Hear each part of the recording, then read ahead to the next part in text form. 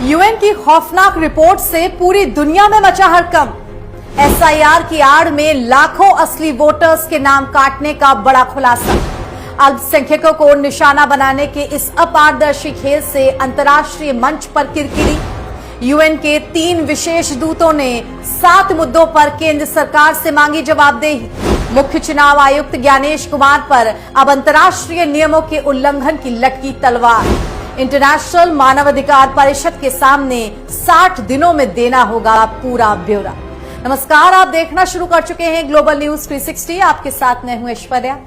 दोस्तों, जिस विशेष गहन संशोधन यानी एसआईआर को लेकर प्रधानमंत्री नरेंद्र मोदी और उनके सिपा सलाहकार पूरे देश में ढोल पीट रहे हैं कि इसके जरिए घुसपैठियों और अवैध बांग्लादेशी प्रवासियों को चुन चुन कर वोटर लिस्ट से बाहर फेंका जाएगा, आज उस दावे की कलई सीधे संयुक्त राष्ट्र यानी यूएन के मंच पर खुल गई।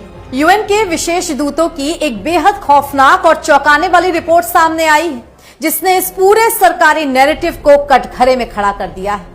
इस रिपोर्ट के बाद अंतर्राष्ट्रीय स्तर पर मोदी सरकार की भारी किरकिरी हो रही है और विपक्ष को यह कहने का मौका मिल गया है कि सरकार वोट चोरी नहीं बल्कि वोट डकैती का खतरनाक खेल खेल रही थी। यूएन का बड़ा दावा मीडिया रिपोर्ट के हवाले से सामने आया है कि चुनाव आयोग द्वारा एसआईआर और प्रशासनिक गलतियों के नाम पर लाखों वैध मुस्लिम और अल्पसंख्यक वोटर्स के अधिकार छीनने का खुला खेल खेला जा रहा है।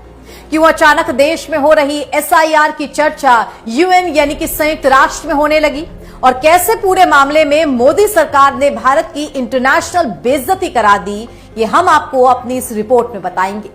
दोस्तों, द हिंदू की एक बेहद चौंकाने वाली विशेष रिपोर्ट के मुताबिक संयुक्त राष्ट्र के 3 सबसे बड़े विशेष दूतों ने भारत के चुनाव आयोग द्वारा चलाई जा रही एसआईआर प्रक्रिया पर गंभीर उंगलियां उठाई। इन अंतर्राष्ट्रीय विशेषज्ञों का सीधा आरोप है कि इस पूरी मुहिम के पीछे एक खास राजनीतिक एजेंडा काम कर रहा है, जिसके तहत मतदाता सूची से बेहद चालाकी से और बड़े पैमाने पर मुस्लिम और अन्य अल्पसंख्यक मतदाताओं के नाम गायब किए जा रहे हैं। यूएन के दूतों ने भारत सरकार को आगाह किया कि चुनाव आयोग के नेतृत्व में चल रहे इस खेल से देश के लाखों वैध नागरिक अपने सबसे बड़े लोकतांत्रिक हक यानी वोट देने के अधिकार से पूरी तरीके से छीने जा चुके हैं। यूएन के दूतों ने भारत सरकार को आगाह किया कि चुनाव आयोग के नेतृत्व में चल रहे इस खेल से देश के लाखों वैध नागरिक अपने सबसे बड़े लोकतांत्रिक हक यानी कि वोट देने के अधिकार से महरूम होते जा रहे हैं। सबसे बड़ी चिंता इस बात पर जताई गई है कि इस काम के लिए एक बेहद अपारदर्शी और एआई संचालित सिस्टम का इस्तेमाल किया जा रहा है, जिसमें सुधार या शिकायत दर्ज कराने का कोई साफ और आसान जरिया मौजूद ही नहीं है। इस अंतर्राष्ट्रीय खुलासे ने साबित कर दिया है कि जिस प्रशासनिक सुधार को बताया जा रहा था वो असल में एक खास वर्ग के वोट काटने का जरिया बन चुका है। जब इस रिपोर्ट में दिए गए जमीनी आंकड़े सामने आते हैं, यूएन की इस रिपोर्ट में बाकायदा पश्चिम बंगाल के नंदीग्राम निर्वाचन क्षेत्र का जिक्र किया गया है।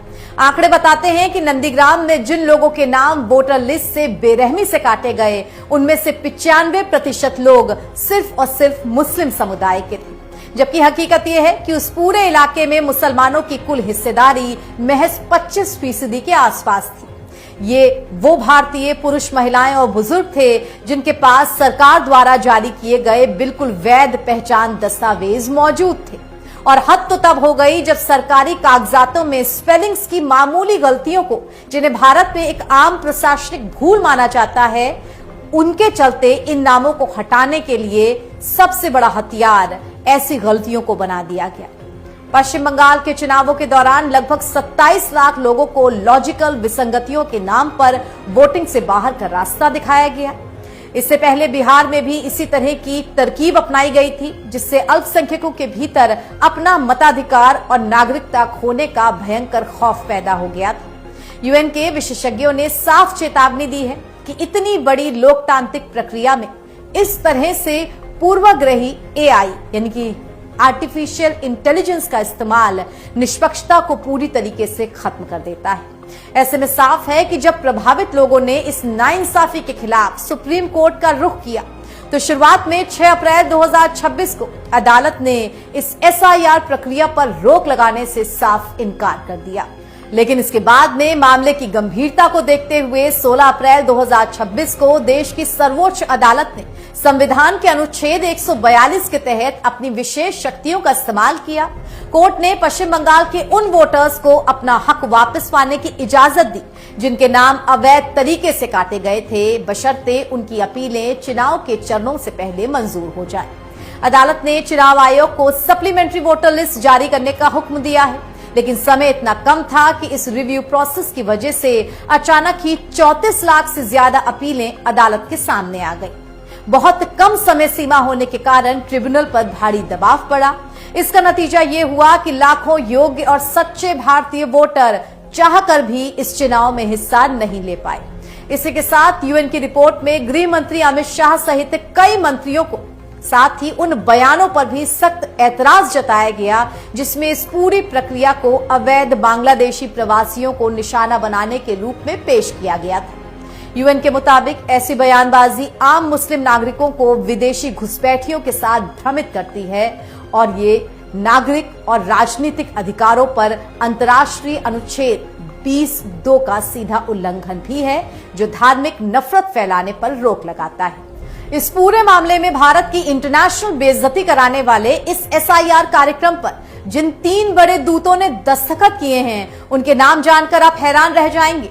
इसमें अल्पसंख्यक मामलों के विशेष दूत निकोलस लेवराल, विचार और अभिव्यक्ति की स्वतंत्रता की रक्षक आइरीन खान और मजहबी आजादी के विशेष दूत नजिला घेनिया शामिल हैं। इन तीनों अंतर्राष्ट्रीय दिग्गजों ने भारत के सामने 7 बेहद कड़े और तीखे सवाल दागे हैं। उन्होंने साफ तौर पर उन लोगों की जाति और धर्म का अलग अलग डेटा मांगा है जिन्हें वोटर लिस्ट से बाहर किया गया था। अंतर्राष्ट्रीय कानून के तहत भारत आईसीसीपीआर और 1992 के संयुक्त राष्ट्र घोषणा पत्र के दायित्वों से बंधा हुआ है, जिसका अनुच्छेद 25 हर नागरिक को बिना किसी भेदभाव के वोट का अधिकार देता है।